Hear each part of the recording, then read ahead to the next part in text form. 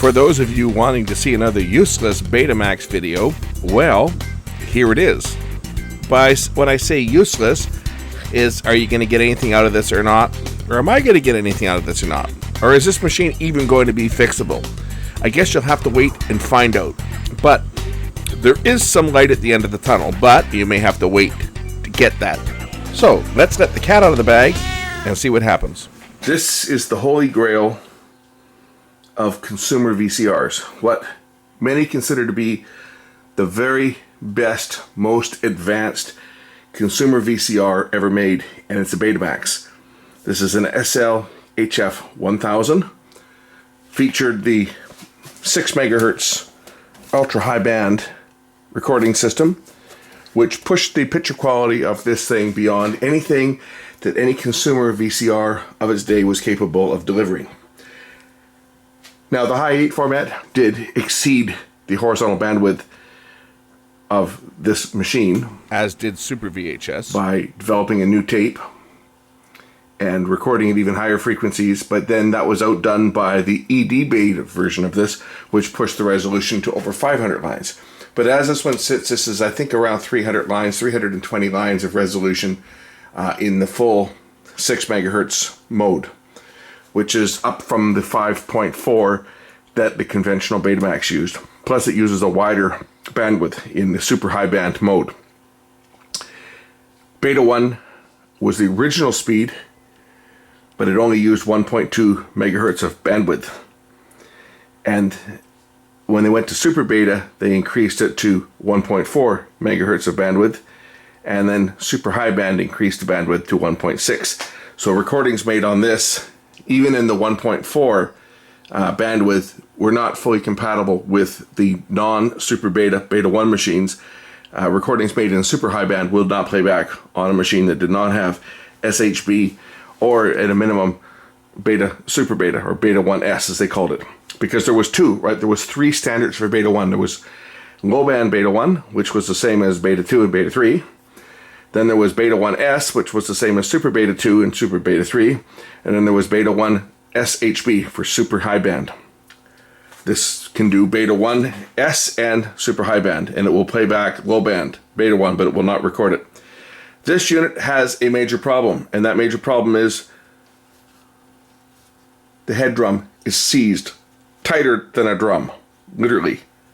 I can barely turn this thing. So, unless I can somehow free up that bearing, this machine is toast. I have 2 of these. This is one of them. The other one still works. In fact, I used both of these machines in my demo a few years ago when I did a demo of linear editing using 2 of these machines. And then I put this machine back away, and when I went to use it again, it didn't work. So it's been sitting in a non-working state for a while. I figured today's a perfect opportunity to service this unit. For the fellow that sent me the email and the video clip of his machine that was shutting down after I think 10 seconds or so, and you can see the tape starting to spill here, what he needs to do on that machine is I'll show you the part that needs to be lubricated. We may even do it on this one if I get it that far apart. Okay, this is the Pendulum Gear here, and what this does is this transfers power from the little motor. There's a pancake motor down here, you can see it, right? That little pancake motor transfers torque to the take up and supply reels, and what happens is, you can't see it in here, but the bearing where this sits over top of the motor, it fits actually over top of the motor shaft, and that the oil dries out in that. And if I get this unit far enough apart for that, I might even do that. It's not bad on this, but if I'm overhauling this unit, I'll probably do that as well. But the first thing I need to do on this is I need to get the drum out of this unit, because I have to take the whole entire drum apart. So we'll do that by starting by unplugging the flying erase heads. This unit has 2 rotary transformers on it. It has a rotary transformer on top, which is specifically for the flying erase heads, and it has a rotary transformer on the bottom for the video and audio, which is of course on RF. So there should be 4 rings on the rotary transformer for the 4 heads. We'll start by, hopefully this machine is going to go back together. We'll start by removing the top. This is the counter weight that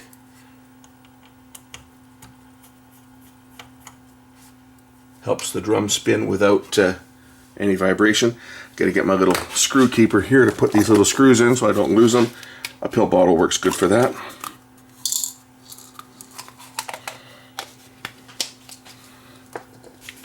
Next, we'll take off the top of the rotary transformer. This should lift off the top here. And I've never done this, so I have to kind of figure out how the heck to do this. But this should lift off the top by removing a couple of screws. I'll use one of my beat up old screwdrivers that somebody seemed to have so much of a problem with me using.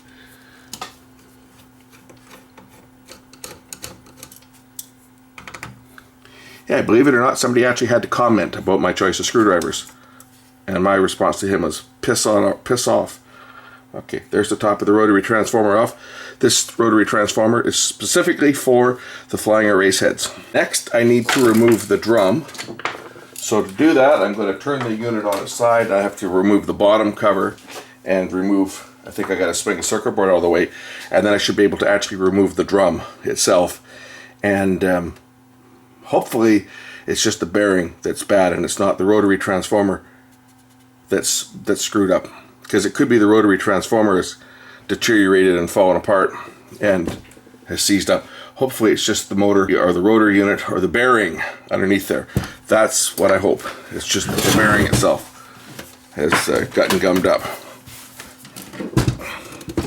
Because of course these machines, you're never going to find any parts for this or any beta machine. So when you have a beta machine, it's generally worth it to try and get it going. Drum is down underneath here.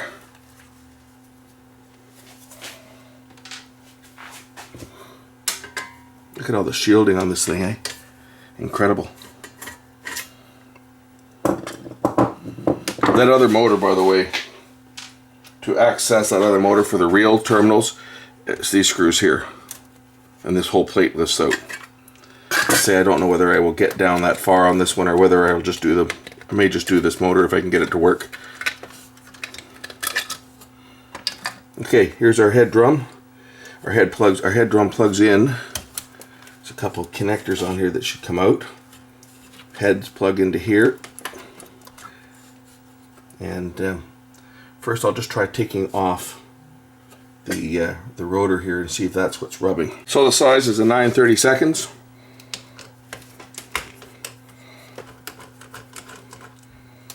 Spin the nut off and then see if I can pop the rotor assembly off without damaging anything. Looks like it's spinning easier now, so I think the problem might be right here. It might even be at this, it might even be the rotor. Oh no, it's not, it's the shaft. I'm turning the magnet. I'm turning the rotor, but the shaft itself is stuck. See if I can lift this thing off here to get to the bearing underneath it.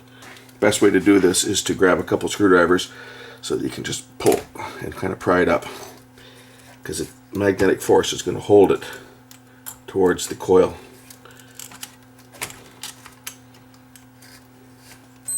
You don't want to stick anything underneath the magnet that could stick to it, and make sure your tools are exceptionally clean, because if you get any debris on the magnet, any metal filings or anything, they're going to be very difficult to try and remove after the fact. And what will happen is they will grind into the rotor and the stator coil.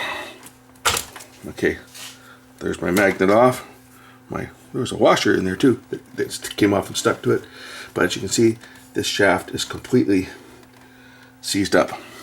So I'm going to set this aside where nothing's going to stick to it, and I'm going to try and get some lubricating oil down in there. One thing that goes bad on these quite often is these Hall effect sensors. The glue that they use to hold them in place sometimes attacks the leads. So that's something to keep in mind. And also these coils are easy to damage, so be sure if you're popping these things apart that you be very careful that you don't damage these coils. Okay, I'm going to get some lubricant. In this case it's going to be WD-40, and see if I can get some into that bearing and free it up.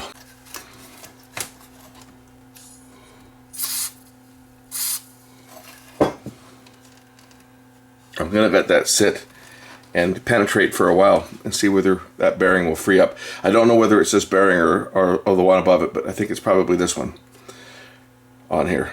So we're going to let that just soak for a while and see whether it will free up. And if it does, excellent. If it doesn't, then we'll have to work at it. Let's just let it sit for a while and let the oil penetrate in. I'll put some regular oil on there once I get it freed up, if I can, but at least this penetrating oil will hopefully free this stuck bearing. So now we'll just try turning it a bit. Yeah, it's already starting to free up a bit. That's good. There's still some sticky parts though. And I'm afraid it might be the rotary transformer. That's what I'm scared of, is that the rotary transformer has deteriorated.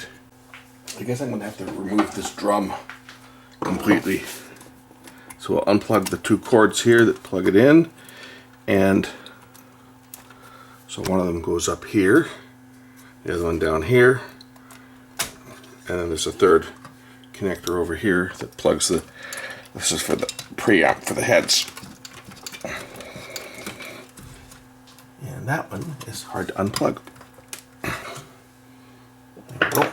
Okay. 3 screws with springs on them that hold the drum in place. This is to keep tension on the drum. These have to go back in with their springs or there's going to be an issue. We're going to take out 2 of them and then hold the drum from below so it doesn't drop out when I remove the third one.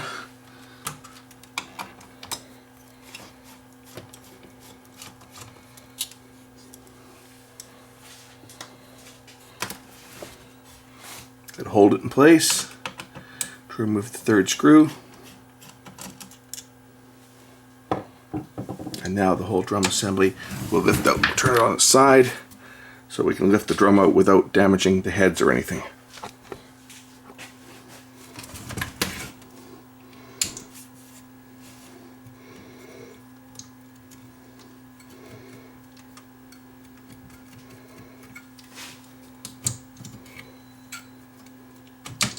Going to take this guide off the top just to make it a little easier. Just going to remove this plastic bracket that's in the way.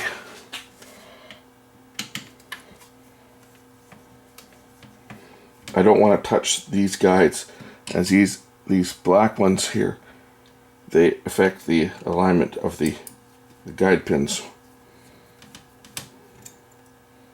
So we don't want to remove those unnecessarily.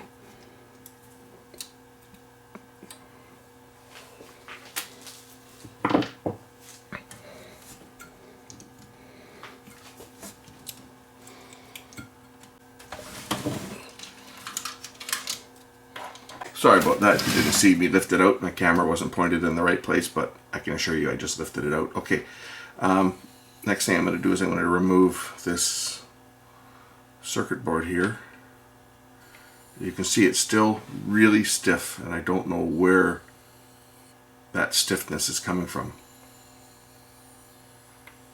But somewhere in here we are binding. Something's binding.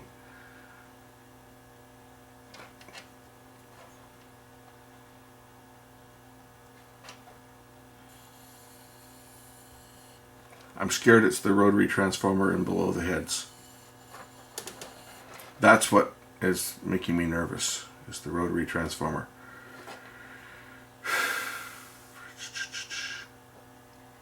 Couple ways to open this up.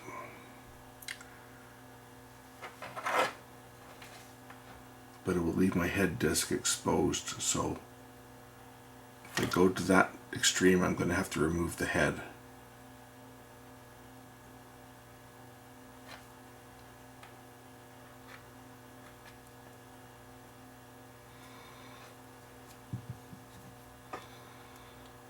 I'm going to remove the stator coil here so that I can put some heat on this bearing and see whether it's the bearing that's sticky.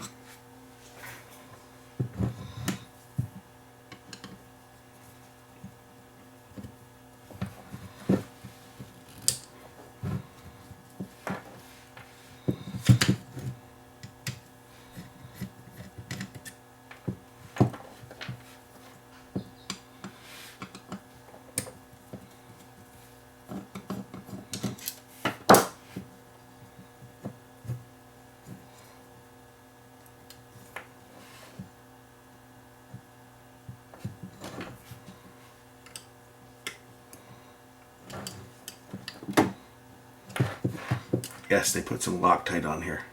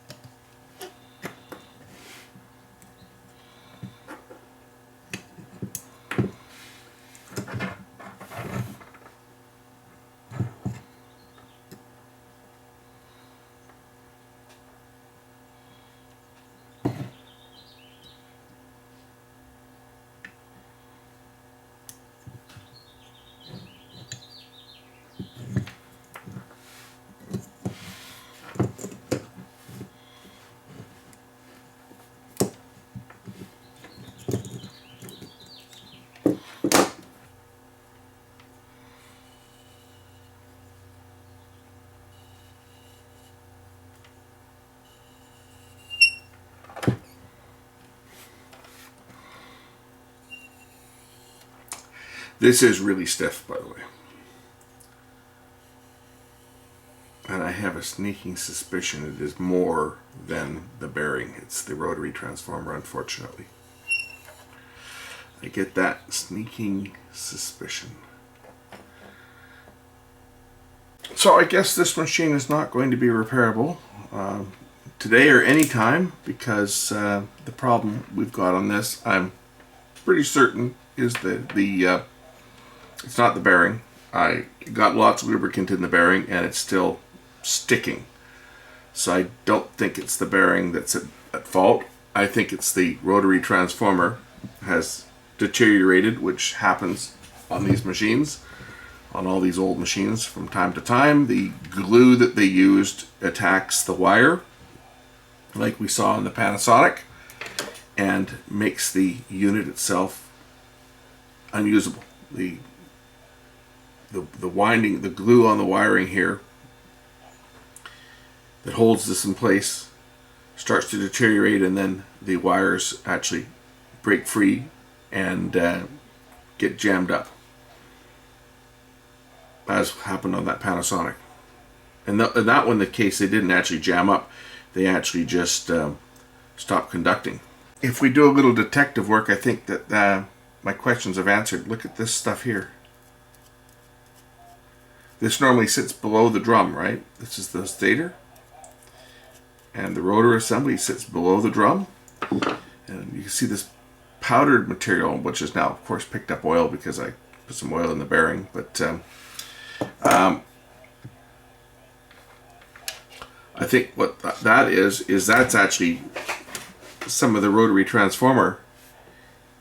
When the last time this unit was used, which was when I did the demo showing the two machines editing by themselves, that's the last time this machine was used, and then it was shut off, and then when I dragged it out again, it didn't work. The drum was seized up. I think probably what was happening is during that session when it was running, this was rubbing, and you can see remnants of the powder from what was rubbing is actually on here, on the stator here. There's a little bit of oil that I put in here got onto the underside of that stator. But I think that's where the problem is. The problem is this rotary transformer is shot. These are the wires that go to it, but the rotary transformer is actually on the inside of the it's actually on the inside of the drum itself, right?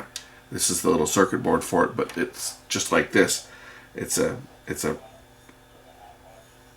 ferrite powdered ring that's got the grooves in it for the wires. And what's happened is, over time, the glue has deteriorated and allowed these wires, one of them which spins and the other one is stationary, to come loose, and they've been rubbing, and they've ground away and damaged it. So this unit needs a lower drum, and the chances of finding a lower drum for an SLHF1000, I'm going to say are zero.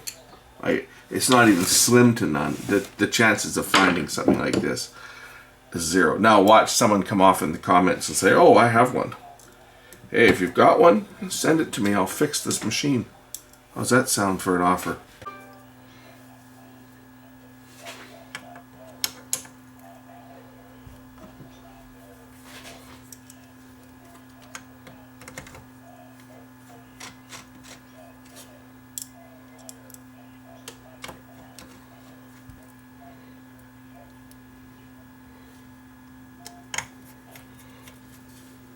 Okay, the unit is back together, seized up just as tight as it was when I started.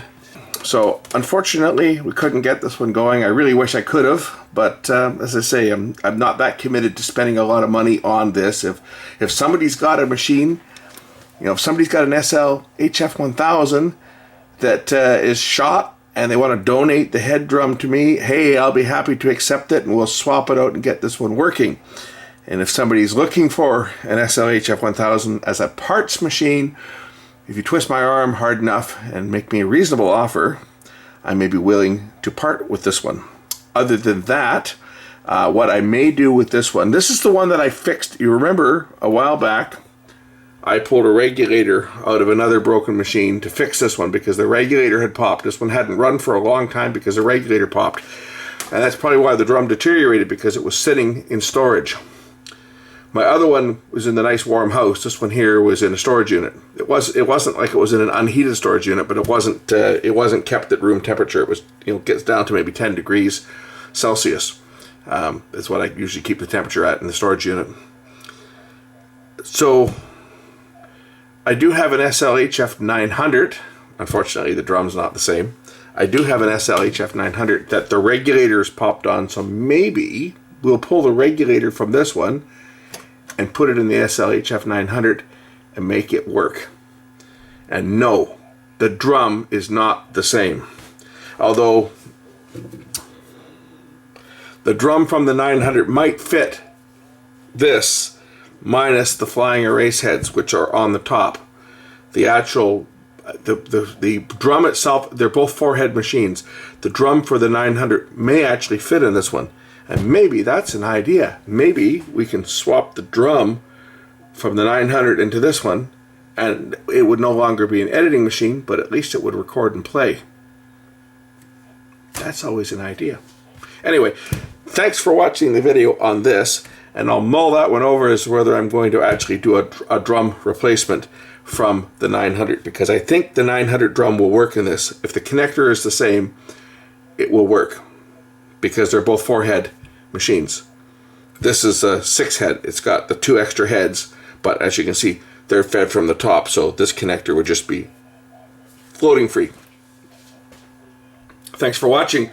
I'll mull over that transplant and see whether it's feasible, or whether we'll swap the regulator and make the 900 work.